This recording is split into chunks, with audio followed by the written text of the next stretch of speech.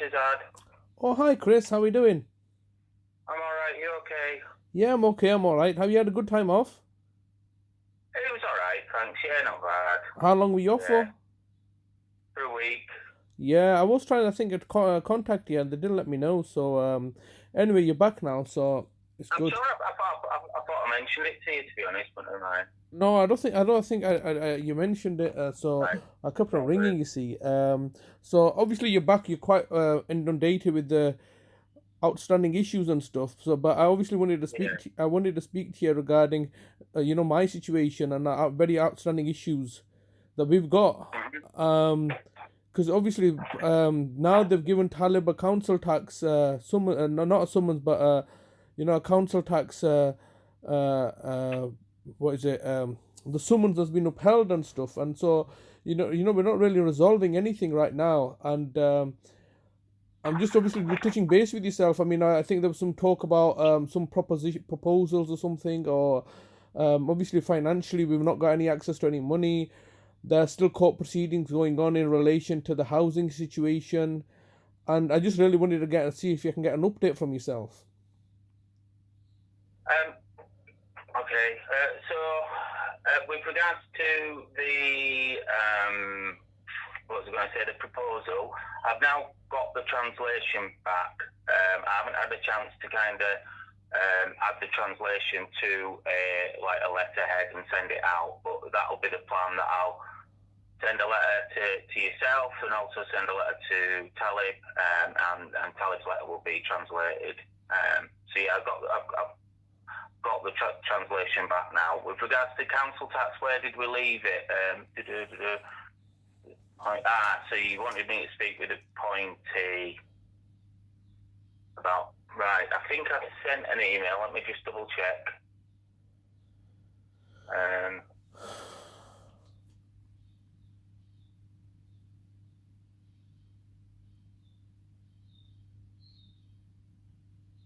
So yeah, I've sent an email to the appointee. I haven't received a reply. Let me just double check, but that's something that I can follow up. Let me just make sure I haven't received no reply. Yeah, no, I haven't. So I can try and speak with the appointee, and then get back to you. So when you saying the appointee, are you referring to Mr. Muller? Well, yeah. Okay, all right. Because obviously, it just seems kind of odd to me that on the one hand, Mr. Muller is the appointee, but what exactly does that role involve, other than basically taking money from us and trying to take a property away that was in my name, that was originally in my brother's name? I mean, what exactly is the appointee doing?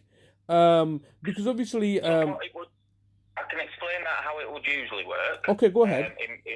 In my layman's terms, type of thing. Okay. Is that when the person who's the appointee or in that role, they would be arranging for any kind of direct debits to be paid out of an account if that's necessary. They would also perhaps, as you know, set up a payment card and arrange for a certain amount of money to be added to that payment card every week. And then if there was any other costs, say one-off payments, they would, the person for who is subject to the appointeeship, generally them or their carer, would speak to me, ask if there can be a one-off payment. I would complete a form, send that to the appointee, and they would either approve it or not. So that's my experience of an appointee. Okay, well, allow me to explain to you, because I take it that you've never been an appointee, have you? No. Okay, all right. I have been a court-approved appointee. I was a court-approved appointee for my brother Nazim Hussain, all right? And the reality is that it's not simply, because what you're describing, why could that not be done? That could be all automated, can't it?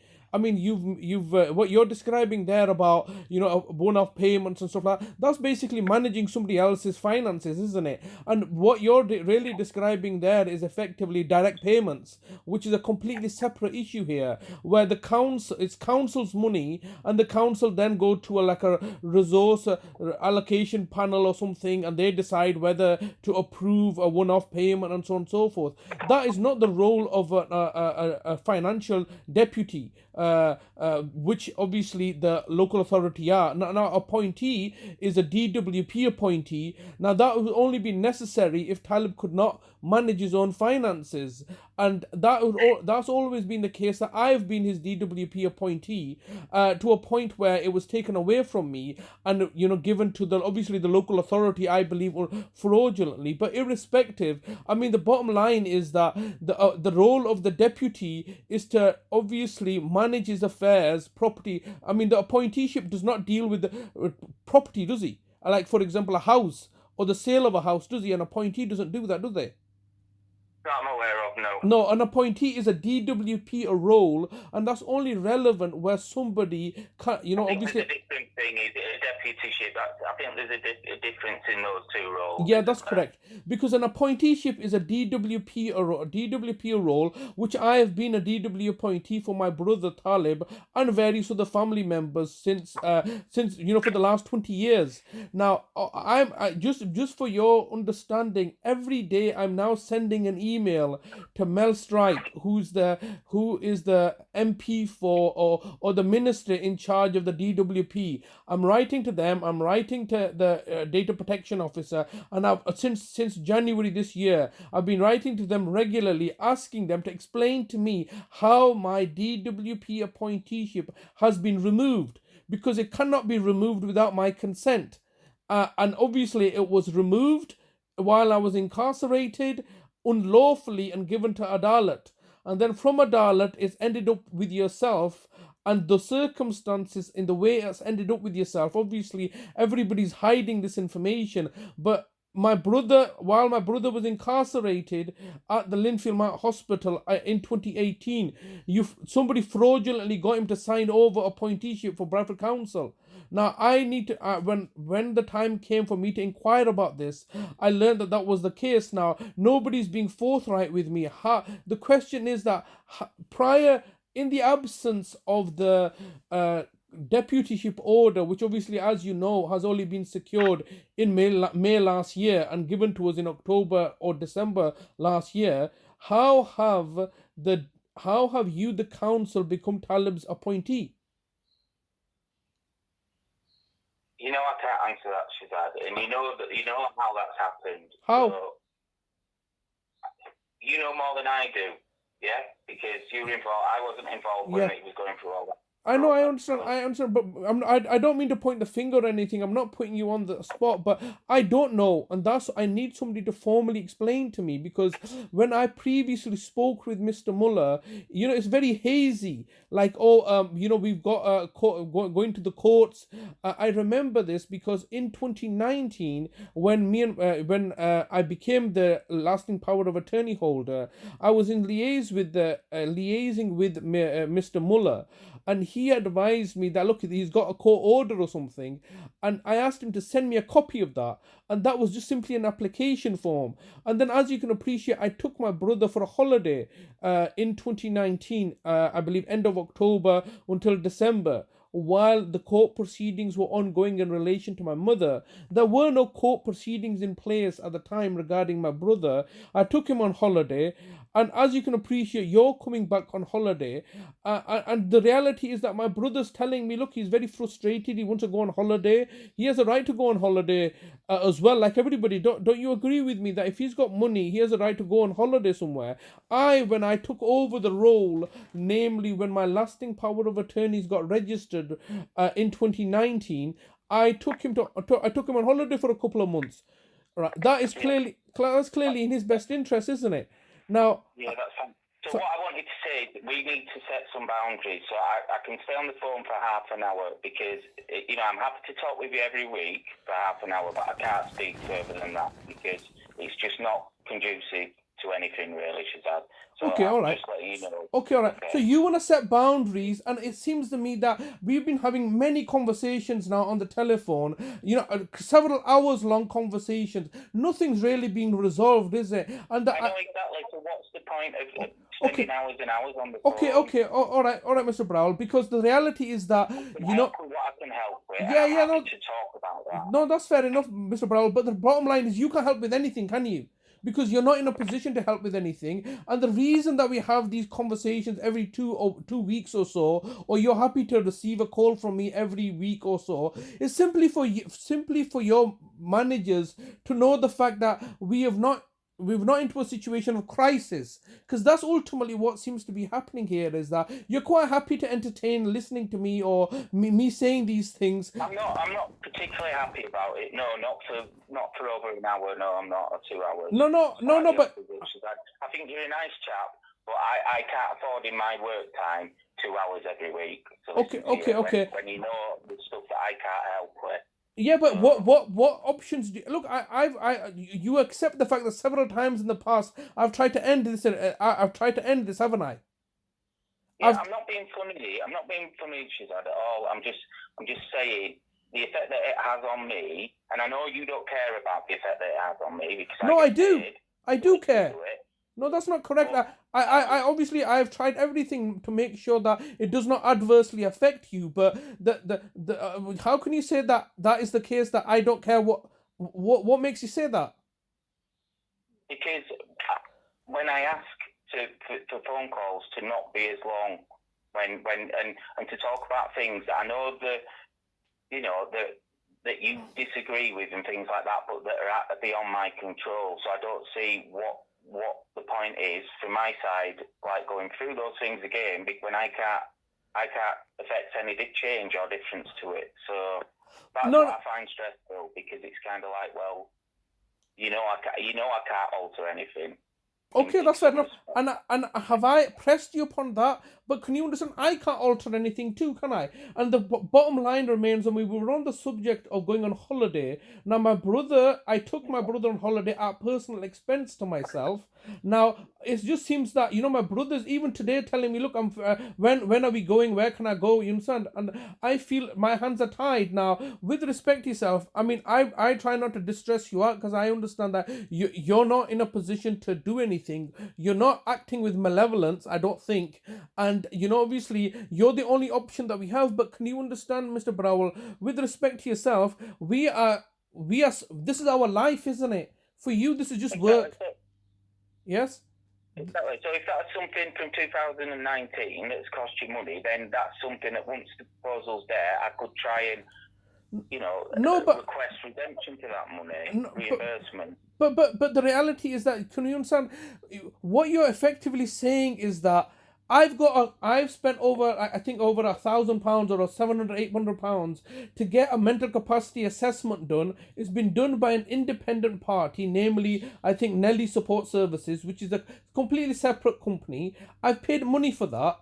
Now, in the background, everybody's ignored that, bought off the judge, and now effectively you're asking me to accept that by duress or by holding us hostage through these sanctions, that my brother lacks mental capacity, because that's all been done in the courts now. What's been done in the courts? Can you understand?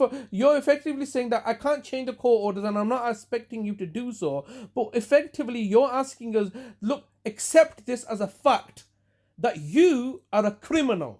You have been financially abusing your family members, and you've gone to jail. That was done by a court and a judge. It came in the newspapers, so we're not going to change that. You accept that, all right? And then you also accept. I'm not saying that. No, I know you're not. Look, Mr. Browell, I know you're not. Yeah. When I say you, I mean I know you're not saying that, but you, the council, are effectively saying that. Look, we've criminally convicted you. You are a criminal. And you have to accept that now. You've gone to jail. You have to accept it. But then I'm having to accept the fact that my mother or my brother has signed over these things to me. They're presently suffering. Can you understand why it would be difficult for me to accept something like as a falsehood? Now, just imagine this, that as an example, you get falsely criminally convicted of being a racist. And you're not a racist. but then you've got criminal conviction, and then I'm asking you, effectively arranging situations where you have to admit that, or else you're going to suffer. So that's the kind of position that you the council are placing me into, because on the one hand you're saying, look, we've got all these court orders and we're only abiding by these court orders, and my question is, how have you got these court orders? And the answer is that you the council bought off the judges in order to get these court orders, and we're suffering as a consequence. My brother is suffering as a consequence. This is our life that we're suffering through. Now, I don't want to put you into this position, and I have offered you a way out. You can, like the predecessors, just remove yourself from the situation and say, I don't want to deal with this situation. No disrespect to Talib or his brother Shazad. It's not. I just find it very stressful, because I understand that I can't really do anything. Now, why do you think your predecessors, and there have been many predecessors to yourself, namely Baljet Nota, all right, and Fungi, why do you think they removed? They still work for the council. Previously, there have been many other social workers involved. They've all removed themselves because obviously they understand that effectively your managers, or what you're effectively doing is to be party into our suffering, and there's nothing you can do about it. So I have already offered you an option to withdraw yourself. Nobody's forcing you to be on Talib's case, are they? No, but I think it'll probably be difficult. If I went to my manager and said that, I think my manager would find it quite difficult to allocate someone. That's correct. Yes. You know what is? That is perfectly correct. Because you the council lack resources, all right, we're put into this situation. I was just reviewing my mother's case. Do you know how many social workers were involved in my mother's case whilst the matter was being deliberated in the courts? 5 or 6 social workers changed hands because everybody kept on abandoning the situation. Eventually it led to my mother's death. Now, I've obviously reviewed the number of social workers. Eventually what they had to do, Mr. Browell, they had to go get an external private social worker. He himself withdrew, all right, left praises, and like you said earlier on in the conversation, I don't mind you, you're a nice chap and everything, but obviously I'm getting stressed out. Now, that's the same scenario that this social worker, Dave Jones, in my mother's social worker at the time, a private contractor, felt that the same thing. He was singing my praises, but felt that he could not do his job properly, not because of me, but because of the fact that what he was being positioned to do. So, with respect to yourself, I mean, we're suffering. We are seriously suffering, and my brother's suffering. Financially, we're suffering because of the situation that's been created. Now, I don't want to take up many of your time, but can you understand that they have arranged it as such that I can't speak to anybody else? Have I attempted to speak to somebody else? I've not, have I? No. All right. I'm only speaking to yourself. Just a second. Yeah, sure. Okay. Thank you.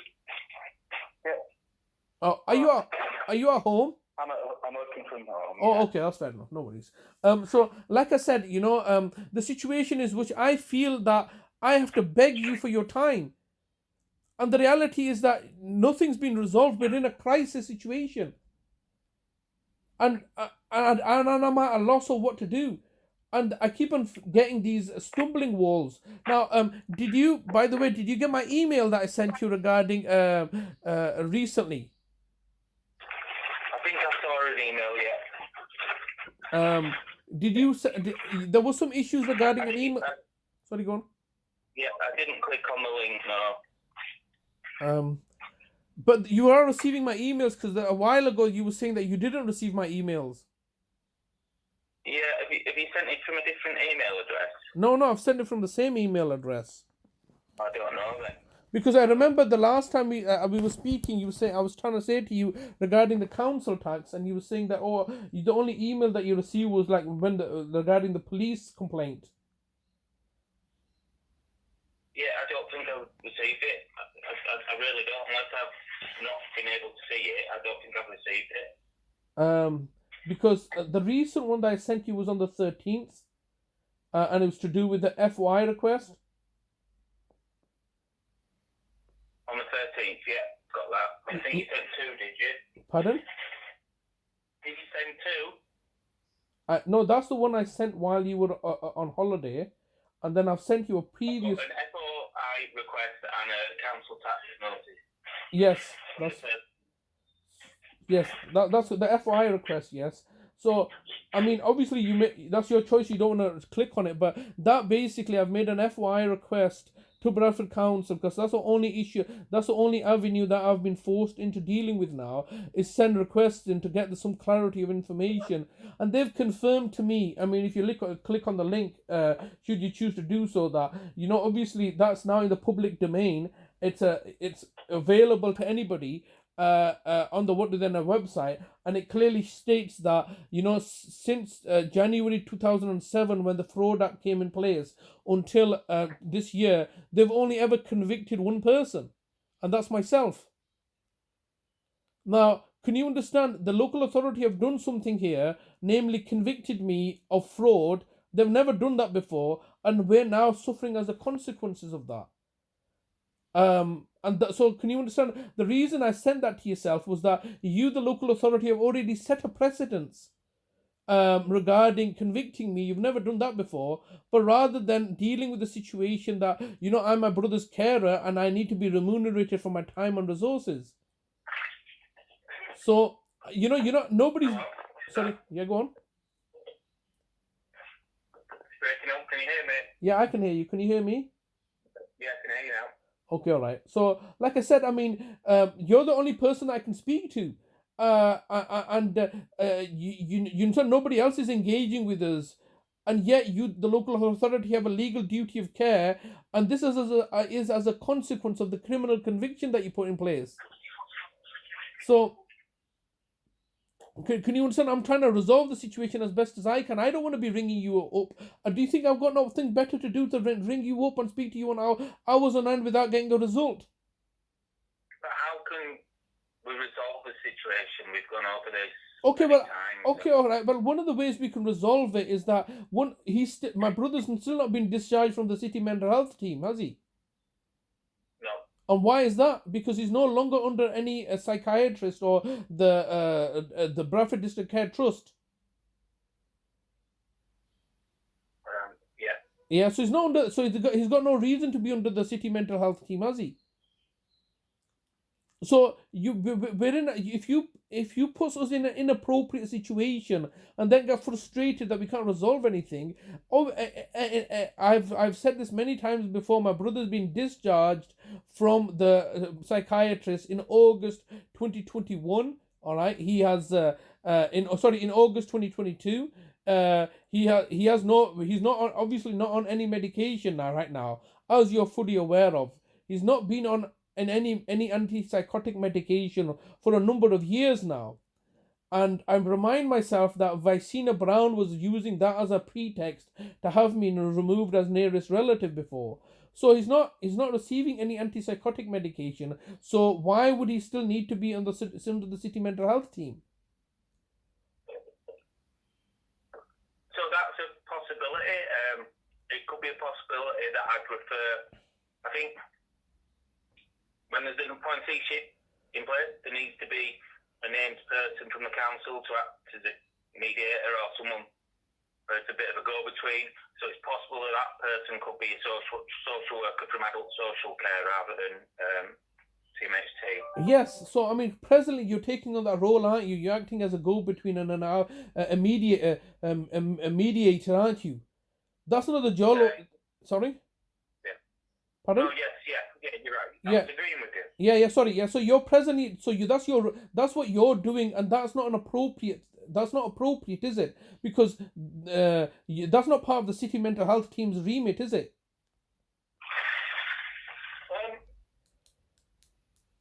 It can be. It can be, yes. Well, anything can be, can't it? I mean, everything is open to discretion. It can be, but it can be if that employee. I'm not sure. Yeah, it can be. Even a CPN could. Who doesn't work for the council could fulfil that role, I think. As a mediator. No, that's my own words. Basically what I'm saying is if someone says they want an increase on the payment cards or a one-off payment, that would need to go to the appointees via. Yes. Via a social worker. Well, maybe it's possible. Well, Just a second. Maybe it's possible that could instead be a carer. I'm not sure. That could be yourself. I'm not sure. Yes, and you are right. I mean, but the thing is, a mediator can be anybody. It can be anybody who's involved, a carer, or even most likely, what do you call it, an advocate or mental health advocate.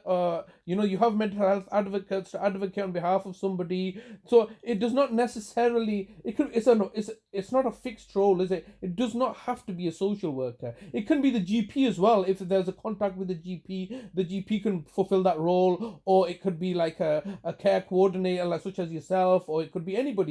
It's not fixed, is it? That mediating role. It's not fixed to yourself as part of the city mental health team, is it? No, I don't. No, it isn't. No. Okay, and I find it exasperating because I'm having to call you up through the city mental health team, and I'm literally been on hold for like 20 minutes before getting to speak to you. So can you imagine how frustrated I feel having to just communicate with you as this, self-appointed mediator role that you're taking on, that I have to ring up the city mental health team, wait 20 minutes for them to tell me that you're not even available. All right, and then I ring back the next day and the next day. Sometimes you're on holiday. They didn't tell me until much later. Or sometimes you can be off ill, which you were recently as well. So it's really, really problematic for me to deal with you in this manner, and it's not necessary for me to speak to you because and that is your role effectively. You're acting as a mediator rather than having any other role. So that has been your role since day one in my involvement. You've always looked to act as a mediator. You're not coordinating any care because no care is going in place. You're not coordinating with anybody else. Well, you're not supposed to be, because nothing else is going in place. So you're effectively acting as a mediator between me and the council, and I don't think that's an appropriate use of your time and resources. Would you agree with me? Yeah, I probably would agree with you. Who would do that instead of me? Well, the thing is, I don't, because one of the frustrations I have is that you're acting as a go-between, which is, if let's just say for this example of this letter, all right? I have to tell you, you then have to tell Mr. Muller. Mr. Muller then has to go speak to the legal. Mr. Legal and Mr. Muller then have to agree with the health and well-being director of a way forward. That has to be approved by the council board, given the green light by the true decision maker in this case, which is no doubt Kirsten England. And then eventually that now trickles through to back to yourself, where you are told, oh, we need to get this translated into Urdu, which is not necessary. And can you understand all these delays? It's not. Why can I not speak to the horse's mouth, the person directly? And that's hence why I've asked you to speak to the decision maker. This element of bureaucracy and adding delays is into your corporate best interest rather than in my best interest, is it, or my brother's best interest? Why do I need to speak to you? Because you're not the decision maker. Why do you need to act as a go-between? Why can I not speak directly to the decision maker? So it depends on who that decision maker is, which I don't think there really is one. I think the closest thing to that would be who's in charge of the appointee is Ishmael Muller. So other than that, I don't know who else you would be able to speak with really. Mr. Muller is just doing his job. His job is to act as deputy. He's not to say the fact that there's no decision maker. I think, Mr. Browell, is highly disingenuous of yourself, because somebody instigated court proceedings. All right? So there is a decision maker who's making these decisions. You cannot say, well, oh no, it's like we're now into this vacuous, corporation that there is no decision. Somebody's making specific decisions, and they are very, very effective decisions. So, for example, last year in August, somebody made the decision to coordinate this with the housing association so they can go to the courts, get a court order to come down to do a gas safety check, in order to then raise a false flag, in order for you to then come down. So somebody in the background is not only a decision maker, but is coordinating the tyranny or the effects that I'm suffering from, and it has to be. Sorry. Like I said before, like I said, that might have been the case in the past. I don't think that's the case now. Is there a hierarchy in the council? Yes, there is. Is there a person that's pulling the strings regarding this? No, I don't think there is. Well, maybe this is where you and I choose to differ, because I'm suffering as a consequence of these coordinated decisions. Now, you may say that was in the past, but who was this person that was making the decisions in the past, and where are they now?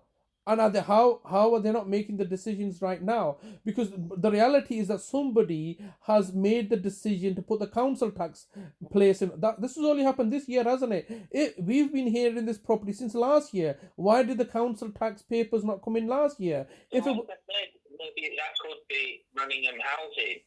Maybe Manningham Housing has said, look, we're not. Maybe Manningham Housing has received a tax bill, a council tax bill, and have said, well, there's ongoing proceedings to try and vacate the property, so we don't see why we should have to pay it. Yes. And then they bounce that back to the council. Yes. That's my guess. Okay, well, that is your guess, and maybe that is true as well, but I know for a fact that Manningham Housing are the person, that the decision maker that's making the decisions is coordinating with Manningham Housing, because we're now in court. Manningham Housing is a private landlord. No, sorry, they're a housing association, and their primary objective is to get rent money, don't they? My brother's got access to rent money that he's not getting from the council, so he can pay Manningham Housing. We've been in this property for over a year and something. That's all money. My brother's entitled to that money housing benefit, which he's presently not getting because of the actions that have been taken by the council. Now, what the council are wanting to do, they're not paying not a single penny to my brother, not in the form of direct payments, his health, his DWP benefit money, but also auxiliary payments such as housing benefit, council tax benefit. He's getting nothing right now, and that just does not happen. That is a coordinated effort. And so, as an example, you've mentioned Manningham Housing in the context of the council tax, and maybe that's right, and maybe that's not right. Okay, I don't know that. I don't have any facts in front of me. But what I do know is that somebody coordinated with Manningham Housing, with the courts, with the judges, in order to get a court order in my absence for a gas safety inspection to be carried out. When that gas safety inspection was carried out last year, they came down. I opened the door. I did not let them in because I had done a private gas safety inspection at a cost to myself, which I didn't need to do, but I anticipated that some fraud was taking place. So when they got a court order and instructed some malevolent agents to come down to do a gas safety inspection, I did not let them in.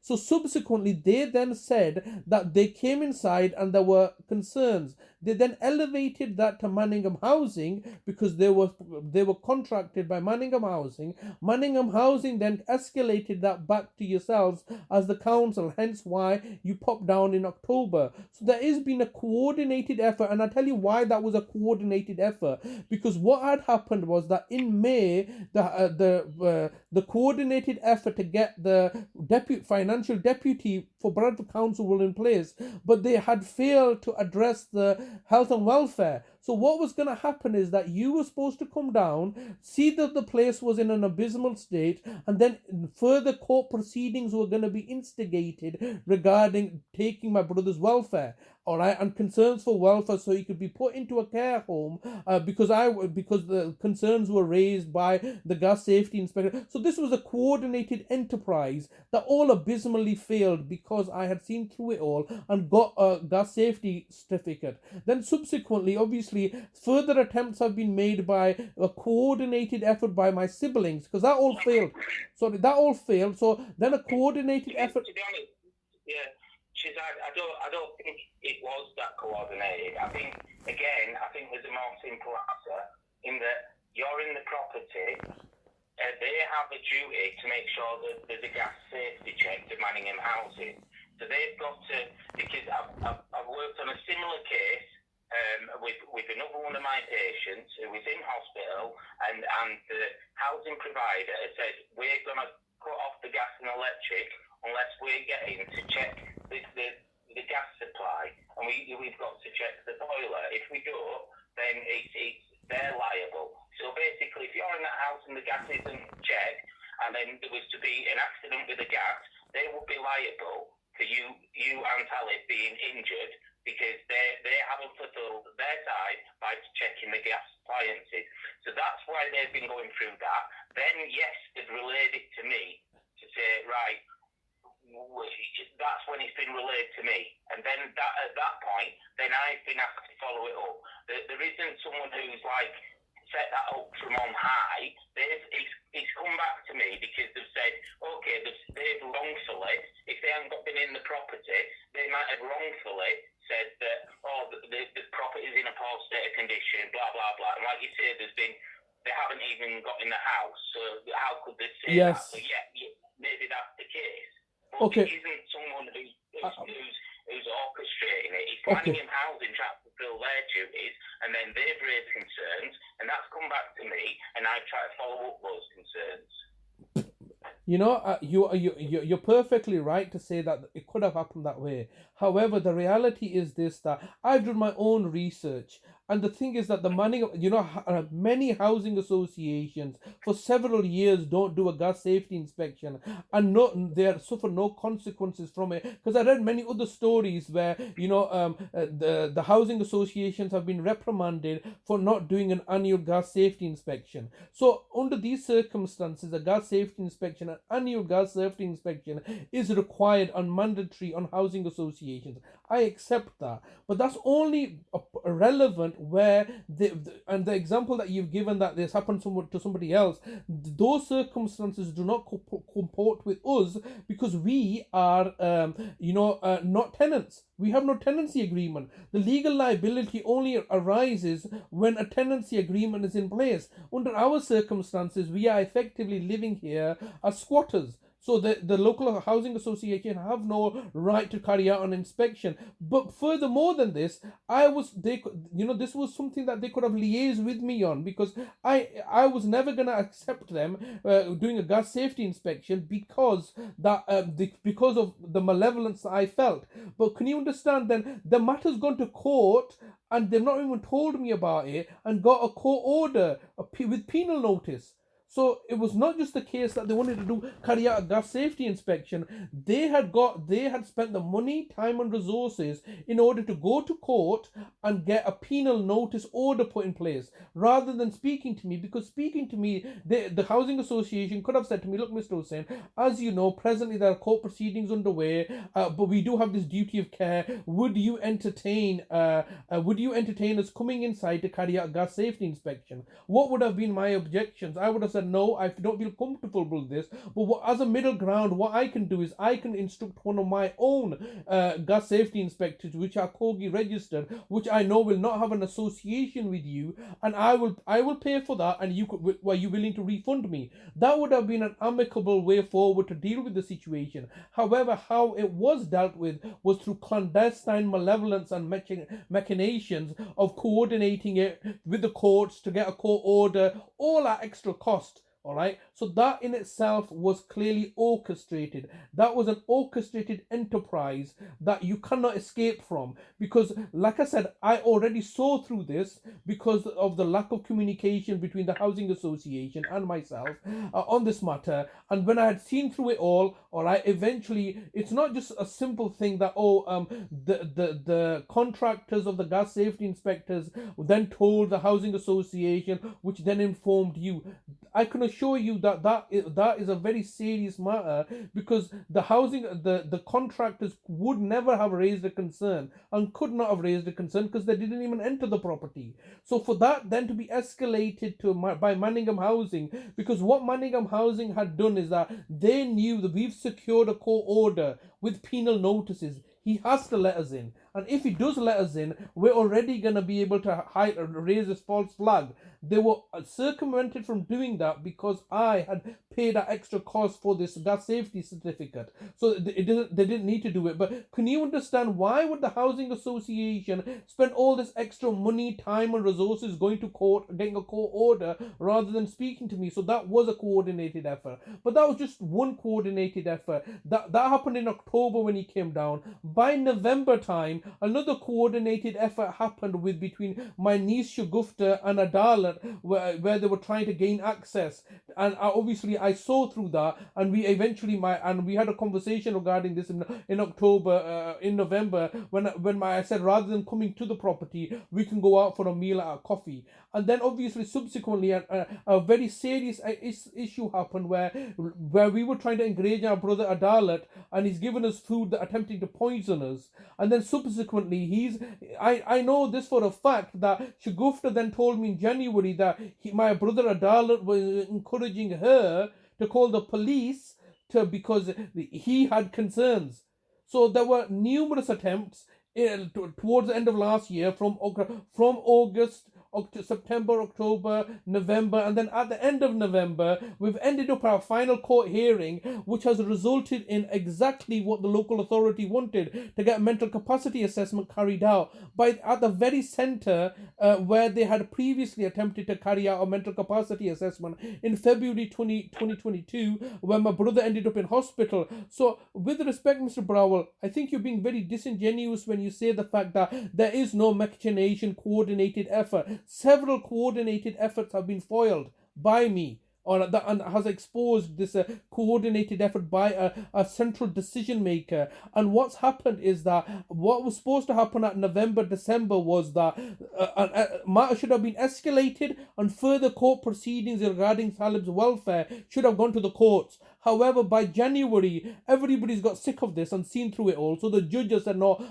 I've finished with this case. This case is now over with. All right. So now we're at a situation where you, the local authority, cannot or have not escalated this matter to the Court of Protection for Health and Welfare. We're now at a situation where, if you are to do so, I've now got freedom of information request that you've never done this in the past. You've not got somebody to escalate concerns for Talib other than myself, and so therefore we're at this standstill situation now, waiting until a time when I'm no longer in a position to take care of my brother, so you can then come over, take my brother into your custody, force care upon him, and then utilize all the money that you've saved up, saying the fact that, we're doing it in his best interest. That is what's going on. That's what my understanding of the situation is.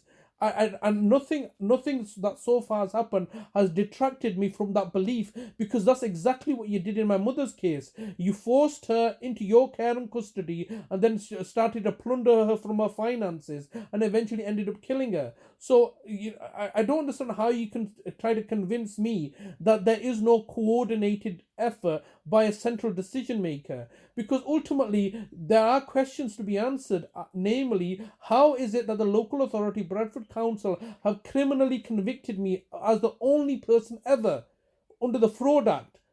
And now so that there might have been then. I can't comment on that. There might have been then. I'm saying what I can comment on now is that there isn't now, to the best of my knowledge. So because I agree with you. I can't change. Yes. A year ago, few years ago, all I can comment on is now. So yes. Going back over all that, yes. there's nothing I can do about it. I know, Mr. Browell, but the problem is, if there was, let's just assume that I'm right, and there was a coordinated decision maker, somebody, or the pulling the strings in the background, I'm also at a loss to know what. It's not the case that they're not doing it now. They've got no option now. What can they do? Let's just say, for argument's sake, there is this, mastermind behind it all, coordinating everything. What can they do now? Right? Or other than make us homeless. They can't make us homeless, can they? They're going into the courts. See, the fact is that we've been here for such a long time. All those, the timing is everything, isn't it? What exactly can they do now? You, Mr. Browell, or the coordinator, can say, okay, we're gonna do a welfare check, call the police. What is that going to result in? Let's say you can make some argument up saying that Talib's cares needs are not being met, and so on and so forth. My counter argument is that you're not giving us any money, and hence you've created the problem. But ultimately, what you'll be needing to do is take Talib and put him somewhere. Where are you going to put him? All right. That's the problem, isn't it? He's got human rights. He's got all. So the problem is that there is no way forward now for you to proceed, other than continuing to leave this in a status quo. So can you understand, even if you are this mastermind decision maker, pulling the strings in the background, which you're not accepting, but let's just say there is somebody there, what can they do now? We've been in this property for over a year. Well, exactly. I don't think there, one. I don't think there is one now that there's an appointeeship in place, and I don't think. No, that's not. It, really. The housing is the housing, and the appointeeship is the appointeeship. No, and I'm Mr. Browell, my argument was that accepting that there is some Mr. Big in the background coordinating all this, what can they do? What option? There's nothing you can do now, isn't there? The matter is no longer in the court of protection, is it? The matter, I've been told, is no longer in the court of protection. In order for it to return into the court of protection, you must carry out a mental capacity assessment. All right, that has not taken place. So the matter's not in the court of protection anymore, because obviously it's not in the court of protection because you both of the judges and are his court appointed deputy for property and finances. We're not talking about that. The matter's no longer in court. All right. So like in my mum's case, you first got her finances, and then you started to do her welfare proceedings. There's none of that going on right now. So if you are this kingpin decision maker, I'm trying to anticipate what your next move would be, and there is no obvious moves available other than leaving the situation as it is in order for me to suffer from a carer burnout and eventually give up. That's the only thing that you're doing. And also the decision maker knows the fact that we've got no money coming in, so eventually we're going to become destitute and desperate, and I might do something criminal and I'm going to get arrested for that, and if I get arrested then you can make so can you understand that there's no move that you can make right now as this kingpin decision maker other than wait? So that's what's happening right now, is that you're just waiting. There's no move that you can make. What move are you going to make? Not about a move. It's about trying to ensure that Talib's okay and he's given access to his monies.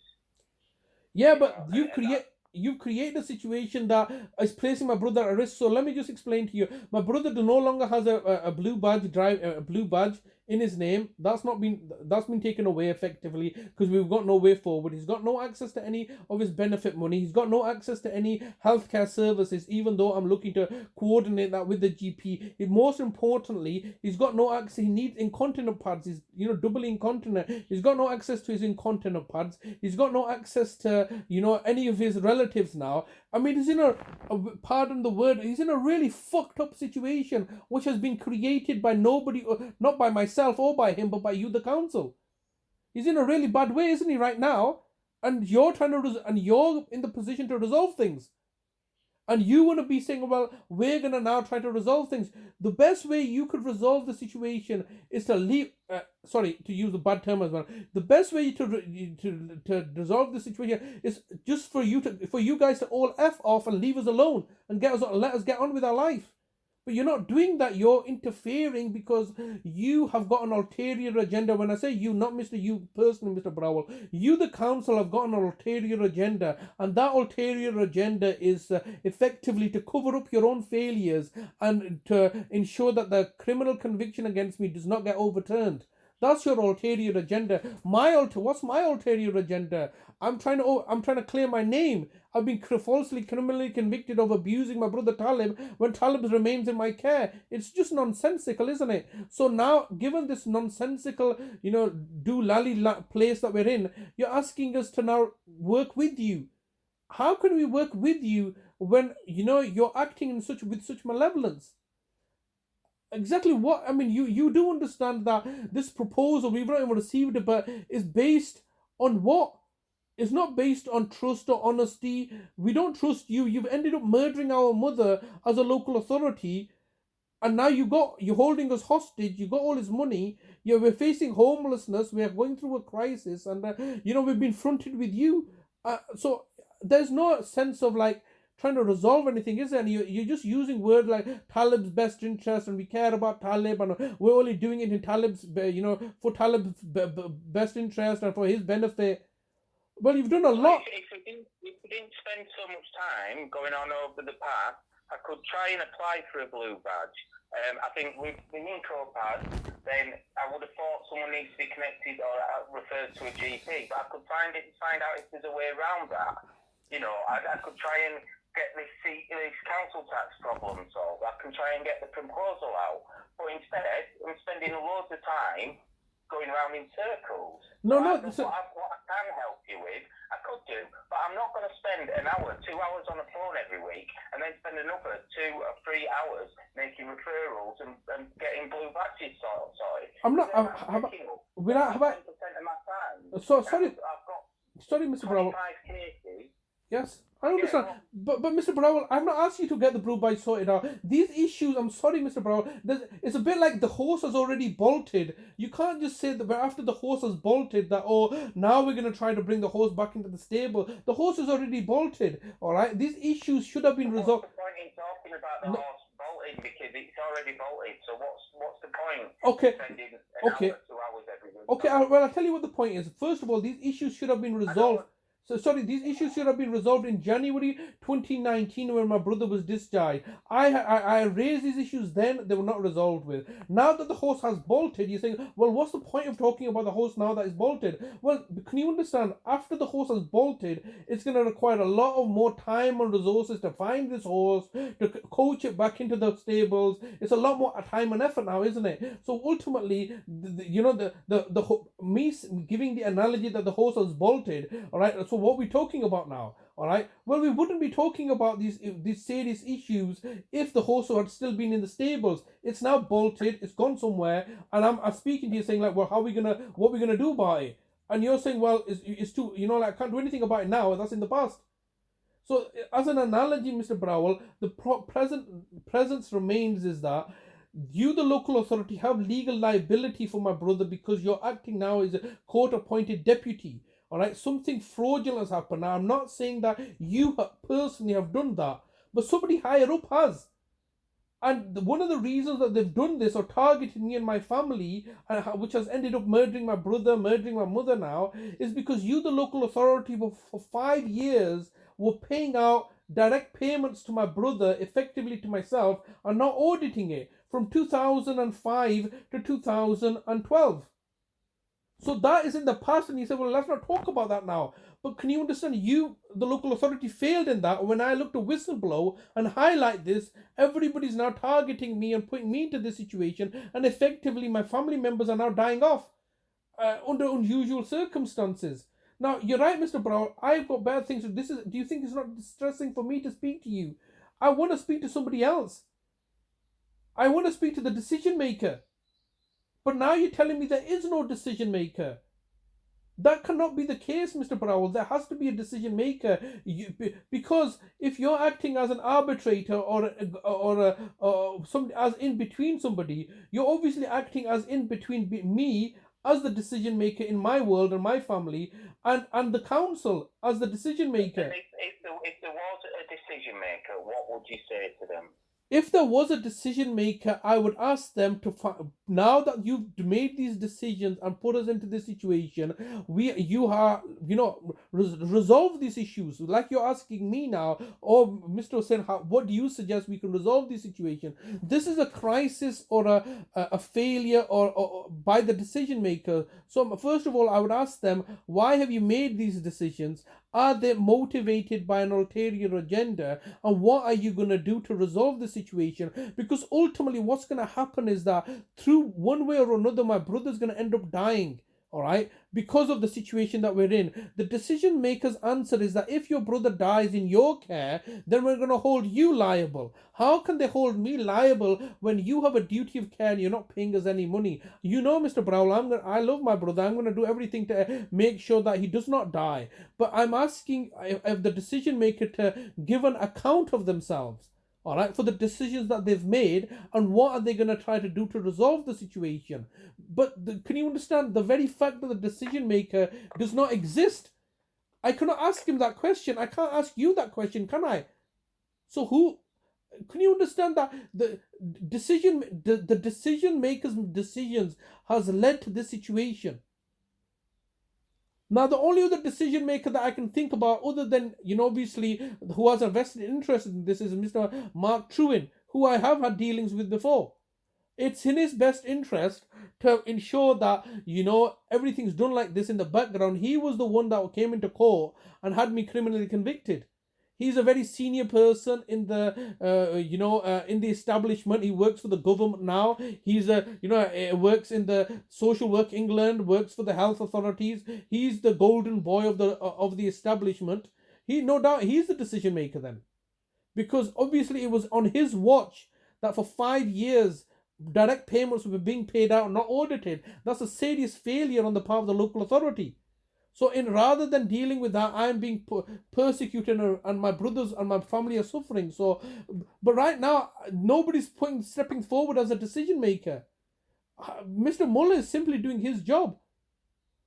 Somebody's coordinating this enterprise, which has happened several times, the last of which has happened on the 31st of November last year, when a coordinated effort between the Housing Association, the courts, the judge, and the council coordinated an effort to get a forceful mental capacity assessment carried out in January this year. So that was the last time it was coordinated. Since then, I don't know what nobody knows what to do now to resolve the situation. And you're asking me what should I do about it? What are you going to do about it? Hence why I'm ringing up the councils every day and saying, like, look, you've left us in this situation. You've got what you wanted. You bought off the judges. You've sent me to prison. You've taken away all my money. You've murdered my brother Nazim, so you don't have to pay anything. You've murdered my mother. You tried to make us homeless. You're trying to take the house away from us. My brother Talib is now suffering as a consequence. What are you going to do about it? What's the next move? It's simple as, and I know it's not the answer that you want, but the answer that I've said from the start is that it's to try and get the appointeeship to work and make sure that it's okay. Yes. I know that's not sufficient. No, Mr. Browell, you're right. That's all that you can do, but can you understand, trying to get something to work that's fundamentally wrong, all right? It's an exercise in futility, isn't it? It is marred with so many problems, and hence why I've tried to explain to you that, look, trying to make this work, in order for it to work, this appointeeship to work, you need to remove me as being Talib's carer. You need to abduct Talib and put him into your sole care and custody without my involvement. No, that's the only way it'll work. Mr. Browell, that might have been seen to be the case in the past, or working mum type of thing, but that's not the case now. No. So I know that's not the case. No, sorry, I know that's not the case, and that's not the plan. But in order for the appointeeship to work, you need to remove me. That's how it worked in the past. That's how it worked in my mum's case. I don't think that's not seen as being necessary now. I know it's not. I know, Mr. Browell. It's not seen necessary. It's not seen as being in Talib's best interest. I know, Mr. Browell. I know, because obviously, the problem is that when you've done, like I said, you've the cat's out of the bag, isn't it? Because you've already done with my mum's case. You then realise that putting 24-hour carers in place is substantial cost, and the costs are going to outstrip. Even though my brother may have couple of £100,000, I can assure you that you understand, Mr. Browell, that even if he's got £300,000, in cash that you've got, 300,000, that effectively is only going to last a couple of years, isn't it, in care costs?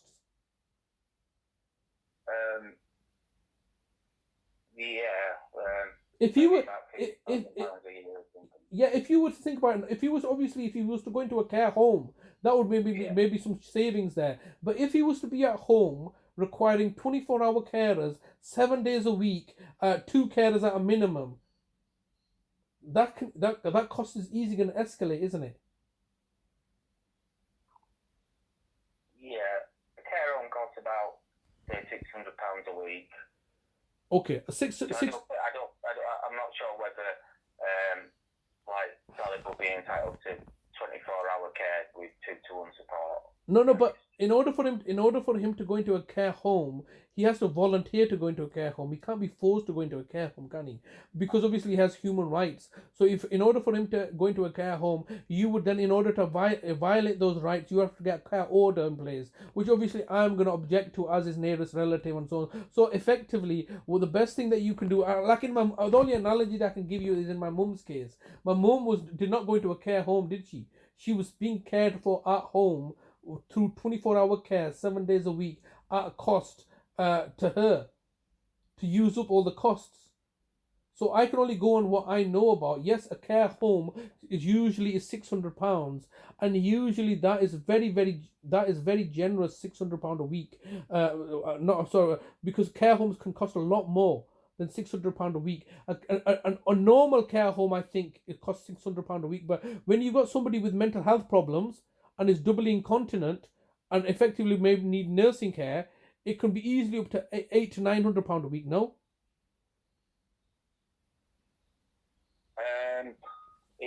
It can be more. It depends on the level of what's going on with the mental health and things like that, and risks and things like that. From my understanding of Talib, he's reasonably mobile. Is he able to feed himself? He's reasonably mobile? What? I don't know. I've never seen him. I saw him walk up from a chair. That's all I've seen. Yes. Well, he has. I have to cut his food and feed him. Right, he's doubly incontinent. I don't understand how much more severe somebody has to be, other than if he's bedbound 24 hours a day. He's not bedbound 24 hours a day. He can get, with assistance, I can help him up and stuff. But he's now no longer eating his own food. I have to feed him. All right. And so therefore that would require, I think, an extensive amount of, and that's just only dealing with his personal care need. Never mind his social and all sorts of other stuff that obviously go around because my brother's not an animal, is he? He's not just feeding him, clothing him, and he has social care needs which also need to be met, to be gone out with, and recreational activities and so on and so forth. So like I said, in my opinion, and that would only be under the cheapest circumstances of going into a residential care. Now, I've obviously, as you know, in the background been doing a lot of research. I've made freedom of information requests, and I know the fact that through direct payments, the highest paid that Bradford Council has ever paid, which was an inquiry that made in 2015 or something, was £3,500 a week was being paid to a direct care payment recipient. And that was previously, so I don't know what the highest amount is, but that easily £3,500 a week comes to £182,000 a year. So and obviously I would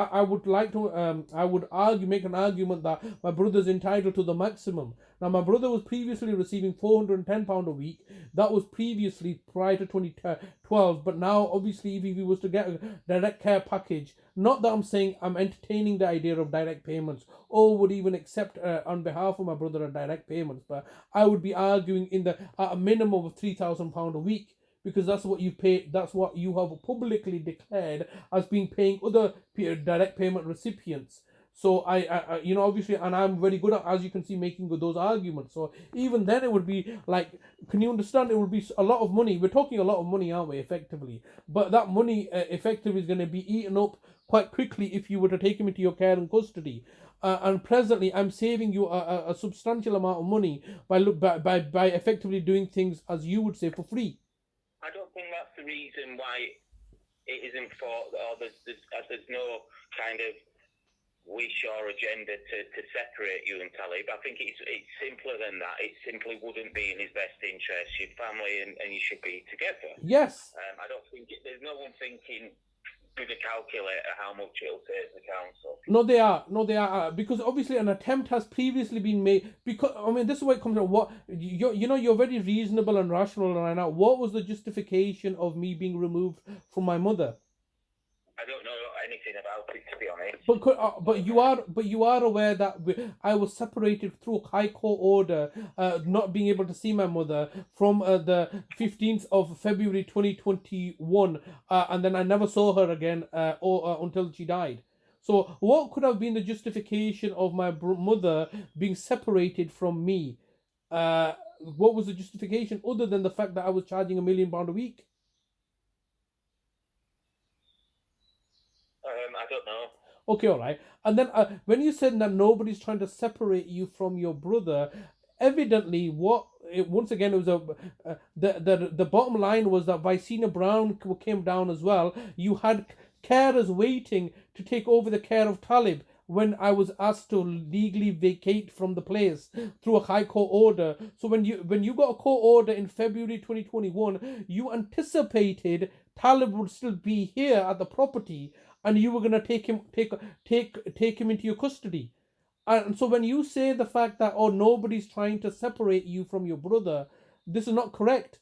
They have attempted numerous times previously and failed. The first attempt was to put me into prison, hoping that I would never come back into this house. I came back and started caring for my brother. Then in 2018, the Vicina Brown and Nadia Khan with the Dr. Shaukat Ali and everybody else came down, took my brother away from me and put him, sectioned him under the Mental Health Act and put him into Linfield Mount Hospital. With a great deal of effort, I got him back into my care. And soon as I did that, when the council found out, they got police and tried to do a health and safety check and tried to sabotage that. Numerous attempts have been made in order to take me away from my brother. Numerous attempts. At least I can count of 5 on the top of my hand. The latest one being November last year. So when you say that nobody's trying to separate you from your brother, that is not correct. Everybody's trying to stop me becoming my brother's carer. Even last year in August, you, the local authority, have told the Department of Work and Pensions, remove him as getting carer's allowance. So that there is being a coordinated effort with a lot of time and resources being put in place in order to, circumvent and sabotage my caring role. So it's not correct that what you're saying is that nobody's attempting to do this. People have done it in the past.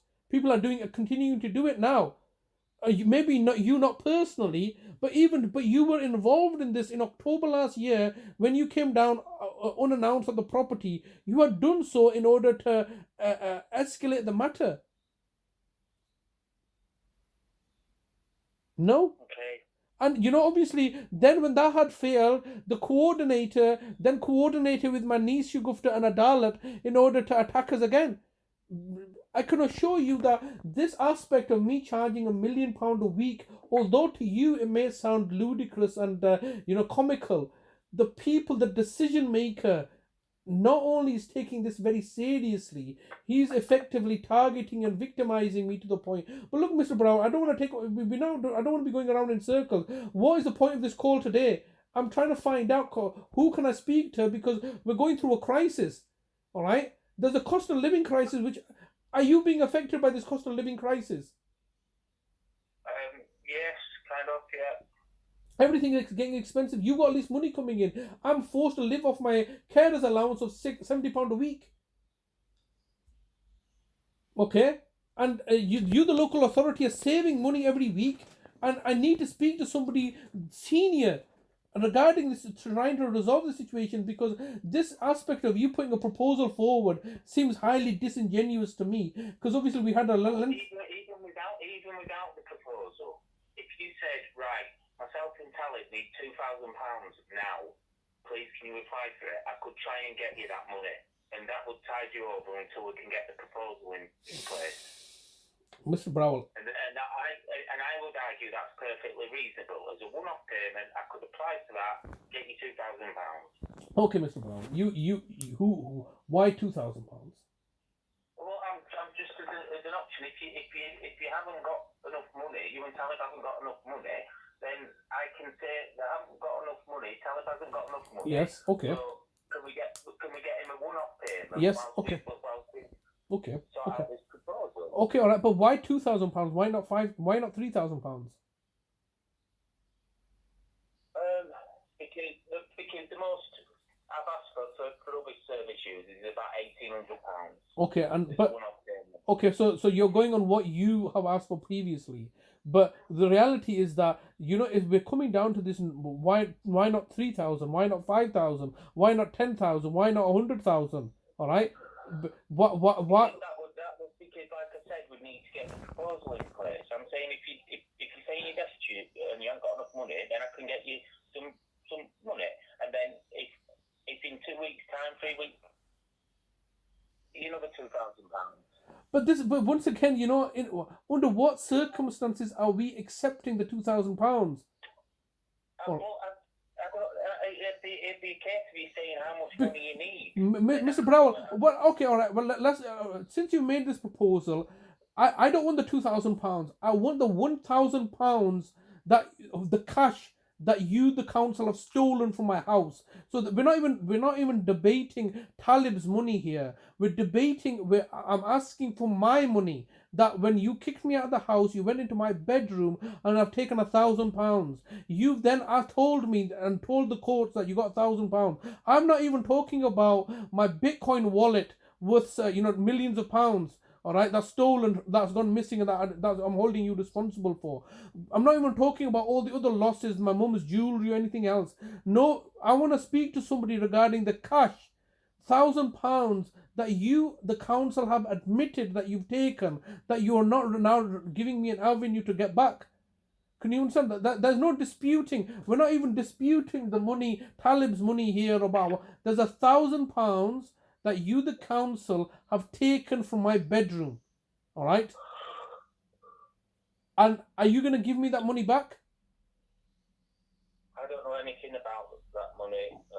I don't know anything about the council admitting that it's got that money either. So. Okay, well, let me explain. I mean, take my word for it. So, who do I need to speak to regarding the £1,000 that have been? Look, let's. I've got no idea. What it will have been is whoever was involved in your mum's care.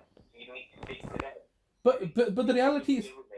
But you know what is, Mr. Browell? This is the problem. Everybody's left. There were several people. The social workers kept on leaving. So at the time. So let me just give you a brief summary. There was somebody called Esther Lisa Laru. Do you know who that is?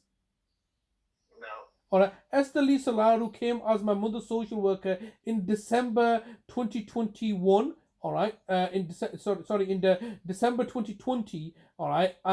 After 3 months previously, Dave Jones has left. He was a social worker. I spent several hours with him speaking, directly trying to resolve the situation. When he realized this was a fraud regarding my mum, he absconded and left. Then Esther Lee Salaru started in December under Arti Wadwani in December 2020. By February 2021, you've kicked me out of the house. You've looked in the house, searched the house, found money. Then Arti would Esther Lisa Larry, who has left, been replaced by Yanka Fishuru or something. She was on board for about a month or something. Then the next person that's come on board is Nazia Ashraf. All right, and she was there when my mum died in January 2022. I told them that a lot of things have been stolen. Please come down so we can find out what items have been stolen. Then she's refusing to speak to me now. All right, nobody's speaking to, no social worker is speaking to me regarding the money that's been taken. The items that my mum's items have been stolen from the house, including this Bitcoin wallet. Nobody's speaking to me about that. But while I was made, whilst I was made homeless in the courts, the council have admitted that they found £1,000. So it's in the court papers that you've accepted that you found £1,000 in the house, cash. So that's not disputable. And that was taken from the property in 2021. That was your money? Was it your mum's money? Or? It was my money. It was in my bedroom. It was not my mum's money. My mum's money was being dealt by the financial deputy. Okay. So I can try and find out what's happened. Does it say in the court papers what was being done with the money? Well, the solicitor, Mr. Graham Kenner, told me that, look, your property's here. We need you to remove the property. We've got £1,000, and I said, give me the £1,000. Then and they were then giving me some gobbledygook about, oh, you need to now evidence to us where you got the £1,000 from. How am I supposed to evidence it to you? Why should I evidence it to you? You need to evidence to me how you've got into my house. So, that's what the debate was. It's always, twisting things around where you have basically got your boot on my head. Always turning it around. You've taken £1,000 from my You've taken £1,000 from my bedroom in 2021. Previously, you've come down with the police in the investigation in December 2013. You've taken the safe from my bedroom with £30,000 in it. You've taken my mum's jewelry. You know, it's just all your way, isn't it? It's just, always, you got no legal right to do any of this stuff. You've taken the safe from my bedroom, got £30,000 in it. You said, oh, that's proceeds of crime. You've just kept that. You've got my mum's jewelry. She's never got it back. She's now died. You've still got my mum's jewelry. Now you've taken over the house. You've taken my Bitcoin wallet. You're not willing to discuss that. Many items in the house have gone missing. You're not willing to discuss that. You've accepted that £1,000 been taken. Because that £1,000, you know what that did, Mr. Browell? Because you, the council, were looking to put me into prison for during when I was made homeless on contempt charges. But if you had £1,000 that belonged to me, then you know the fact that the court could have ordered you to be paid from that £1,000. So you then change your mind and then say that I lack mental capacity. But coming back to this, Mr. Browell, I'm getting tired of speaking around the same thing, nothing getting resolved. I want to speak to the decision maker. Because when I speak to Mr. Kenner, if I ring up Mr. Kenner, he's just going to say I'm the city solicitor. I'm not the decision maker. And the case is closed. So you can't speak to me. Who do I need to speak to regarding my mum's jewellery and the £1,000 that's been taken from my bedroom? I can try and find out who I need to speak to about it. Yeah? Okay. I'll try and get you an answer. But it's not going to be this week. Okay. Well, which week is it going to be? Next week. Okay, all right. So, in the meantime, what are we supposed to... Try and get an answer for next week. Okay. So, but where are we leaving the matter? Let's look to wrap up this conversation now. Where are we leaving the matter? So, I'll try and get you an answer on that. I'll speak to Ishmael, find out what's happening with the council tax. Other than that, I'm not sure what else I can say. I'll get this proposal sent out as well. Okay, all right. Okay, all right. So, but how can I not speak to somebody senior? No, I can. The next time I speak with someone more senior, I'll ask if they'll speak for you, but I'm not sure what else they'll be able to do. Because Mr. Browell, there's just two issues in it. There's my mum's case, which is still ongoing, all right, and my brother's case, which you're dealing with, which I'm liaising with you on. To compartmentalize them, I think is disingenuous, because compartmentalizing them, saying like you say, I don't know about that, but somebody clearly does know about both of the cases. And somebody clearly is coordinating these attacks upon myself. We're going around in circles. Yes. All right. So can I not speak to somebody who knows about both the cases, other than Mr. Kenner, who is just a solicitor? I don't know who would, because it would be older people's and mental health, so that would be two different. Yes. But who has oversight over both of them? I don't know in particular, but I'm sure there is. But I mean, they're not too, mental. Sorry. Is Kate in England retired now, or? I think she retires at the end of the month, innit? Right. I'm not sure if she's still around. But what about the Health and Wellbeing Director? Surely the Health and Wellbeing Director has a responsibility for both adult and child and all of social services, no? Yeah, you're probably right, yeah. So can I not speak to him? Who is that? Is it still Ian McBee? Yep. Someone else? Yep.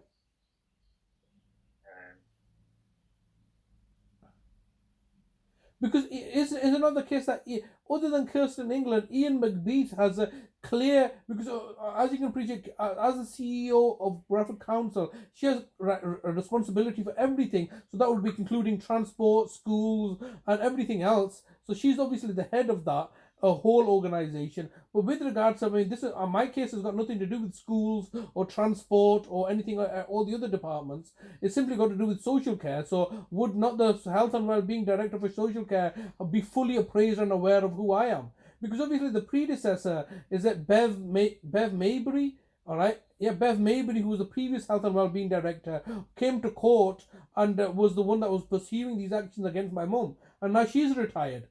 So she retired and got taken over by Ian McBeath, who's a new Health and Wellbeing Director. and surely he's in charge. Is he not responsible for my brother Talib? Now. I don't know, but that makes sense that it'd be the person who would be like in charge of both. Yes. Other people's and mental health. Yeah. So could you try to liaise and try to negotiate or act as a go-between between myself and Ian McBaith, so I can try to get some resolution, because this situation is not good. And is not in nobody's interest, particularly my brother Talib's best interest, because he's got no access to any money, no social services. And what you, the local authority, fail to recognise is that you have a liability. This is your liability. It doesn't just go away because you're gonna buy off the judges. Every week that goes by, my brother's suffering. I'm suffering. Could you do that? Could you? If you give me a chance to get these other matters sorted, then I can try and see how it could be escalated. But you need to, we need to stop going around in circles and give me a bit of breathing space to try and get stuff sorted. But get what sorted? What exactly? I'm sorry, I'm not going around in circles, and I'm not trying to overwhelm you and stuff, but what are you trying to get resolved? So first, these matters that I've already said, and then I could see how I could escalate it. If there is someone that could either write to you or something like that you'd be able to liaise.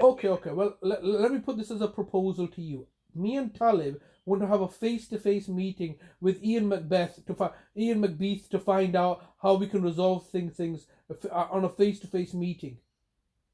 Then that way, that you've not seen Talib, nobody's seen Talib, all right? You can see he can see Talib, all right? I'm not going to ask one of his Joeys, or no disrespect yourself, somebody who has no power. He's ultimately legally liable. So Mr. Kenner is just the solicitor. Mr. Muller is just doing his job as I don't know whatever his job role is, deputy fire. Again, I think the thing is, Shazad, is that whenever a reasonable kind of offer is made, you then up the ante. So I think it'd be unreasonable. I've not to expect a face-to-face meeting with Why? the Director of Health and Wellbeing. Why? I don't know. Why? Even if I could provide that, you'd ask for something else as well. So we've got to work within the bounds of reality. With bounds of reality, Mr. Browell, what you seem to be suggesting is that these people are like emperors, or they live in an ivory tower. I'm not going to wax lyrical there. So, Pardon? Yeah. I'm not going to wax lyrical. We keep on saying we're not going to go around in circles, and then we keep on going we're not going to go around in circles.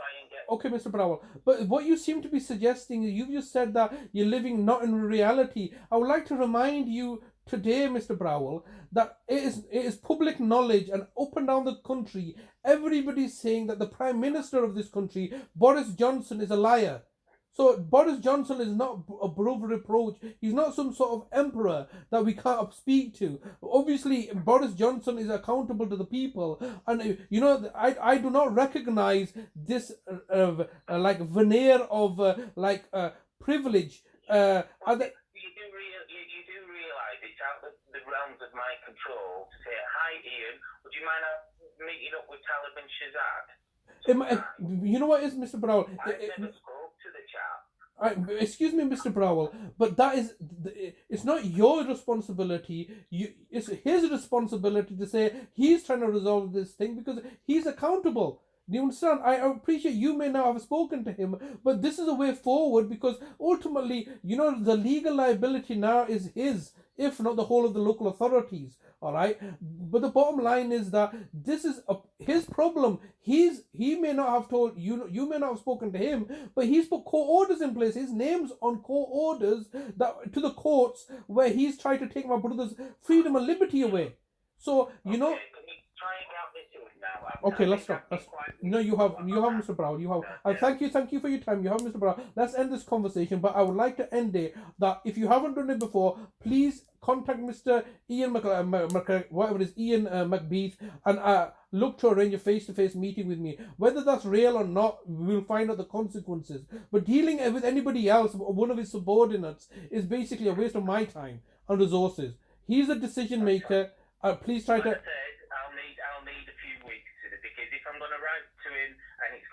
any kind of, he's going to read it. I'd need to word it correctly, wouldn't I? So I need to get these other things sorted first. This is just, and then Mr. Browell, this is just you just kicking the ball in the long grass again. Why does it need to be a couple of weeks? I'm not. Because I've already got enough on this case, what we're spending an hour and a half again. So unless you want me to dedicate all my time, my 37 hours a week to this, when there could be people, seriously ill or even worse out there. So I'm telling you, it'll take me a bit of time. I've got to get this letter and the proposal out first, yeah? And then I've got to speak to Ishmael and see if he's going to be able to do something about the council tax liability. When I've done that, then I can consider writing to him at B, yeah? Okay, Mr. B. Okay, Mr. Browell. Is that okay? Yeah, yeah? No, right. It's not okay. I think you're speaking to me in a disrespectful manner, and I think you're getting frustrated. After an hour and a half. You're getting frustrated. Okay, Mr. Browell, you're getting frustrated. Yeah. Let's just end the conversation because I think you're becoming slightly rude now. So let's just end it.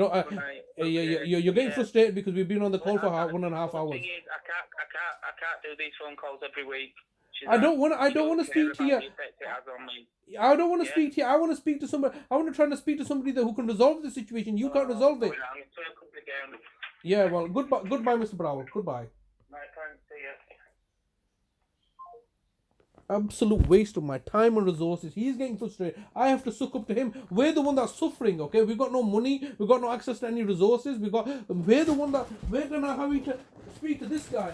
Like, not disrespect him. I can tell he's getting frustrated and stuff, but it's not my fault, is it? It's like he could have. It's just, I don't know, this just air of like, he's just put, we can't speak to him. I'll speak to all of these people. We're the one that are suffering. Me and my brother are suffering as a consequence of the fraud and deception that we've been put into. And then these people are so arrogant, so conceited that they say, no, this is a waste of our time and resources. What about our suffering? All right, this is your money you've stolen from us. You've made mistakes. You've done all this other stuff, and now you're blaming me and asking me to be subservient to beg you for your time. That's a public expense. Absolutely ridiculous position that they're putting us into, of this villainousness that they're continuing to do to us. Right, he's getting frustrated and anxious. We've not got a penny to live off. We're starving to death, and he's saying, "Oh, there are other 30 other people. Why are you on this case? Well, you need to get off this case. You have created something that does not work, that's not fit for purpose, that's being misused or misapplied for your benefit over the consequences that we're suffering from, and then you're telling me that I'm the one that's doing all this stuff. I'm the one that's not cooperating. You are saving money, substantial money at my expense, at my suffering, at my brother Talib's suffering, and you're not doing anything right, all right, and you're just basically been fobbing me off, and we're going around in circles several years later, all right, hoping that a crisis will be created so the council can come in as the heroes, saviors of the day, with the crisis that you are now creating through your malevolence and fraud, and then you're going to come in as, we're the good guys, we're not going to save the day and do everything in Talib's best interest while we for financial plunder and profiteer. They've targeted me several times before. They're continuing to target me because it all comes down to money. All comes down to money, which they don't have, which they're trying to steal from us. And now what they're trying to say is that we're acting in your best interest or Talib's best interest, and fobbing us off with these big words or, nice sentiments. Oh, it's going to be a couple of weeks. I don't give a damn. I've been waiting. He went on holiday for a whole week. It's going to be several weeks we're going to do. Why are you going to take so much time for? You not setting boundaries and so on and so forth. You got all the money. You have a liability. You're not paying us any money. You're not resolving anything. Absolutely ridiculous, absolutely frustrating, and trying to vexate me. I'm having to be subservient to them while they are effectively torturing us through their malfeasance, incompetence, and treachery and machinations that they are collectively orchestrating in order to victimize me. And I'm the one that has to put up with all this stuff. I'm the one that's been fully discredited. I've been quite patient, and towards the end he was just getting very rude with me. I think they've had enough. But yeah, he's not leaving his post. F off and leave the post. Leave this position. Nobody's asking you to be on this position. Leave the position, and they've got nobody to replace him with. Nobody wants to. Nobody's agreeing to be recorded. So ultimately, they don't want to deal with us. They don't want to get. They've got nobody else to take over the role. So they're telling him, no, you have to take on this role because we got nobody else who's gonna be like putting up with him. And so now, when it served their purpose, they kept on changing solicitor after, changing social worker after social worker after social worker in my mum's case. And now all of a sudden, this guy, he just won't leave. All right. And now he's saying, oh, I'm getting frustrated. You can't do your job properly. You're acting as a go-between mediator. Who put you in that role? Why are you acting as a mediator while working for Browell Council? You're not an independent party. You have no job being a mediator. The council needs to deal with me directly. And now they're going to get some letter to me. But it's just absolute nonsense that they're talking about. Complete and utter nonsense in order to further frustrate and antagonize me. It's absolutely despicable, and I'm just exhausted having to deal with these people day in, day after, going over the same stuff, nothing getting resolved.